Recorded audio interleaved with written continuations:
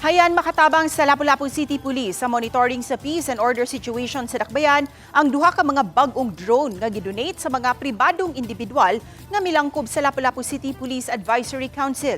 Kaganiha pormal nga gipahigayon ang pag-turnover sa duha ka mga drones, lakip na ang usa ka bag-ong police outpost nga gihatag usab sa Lapu-Lapu City Government. Dugan sa maong kalihukan ang blessing ug turnover usab sa unom ka mga L300 vehicles nga gitagana sa Barangay Basak, Barangay Mayor's Office, Clean and Green, City Mayor's Office, PIDEA ug Lapu-Lapu City Hospital. Wala na ibutyag sa LGU ang kinatibuk-ang gahin alang niini apan mato ni Mayor Cindy King Chan ang pondo gikan sa supplemental budget. Ato magungsoya na kanang within the budget kita ba or within atong available funds. Di ta mo budget og more than what's the income of the city.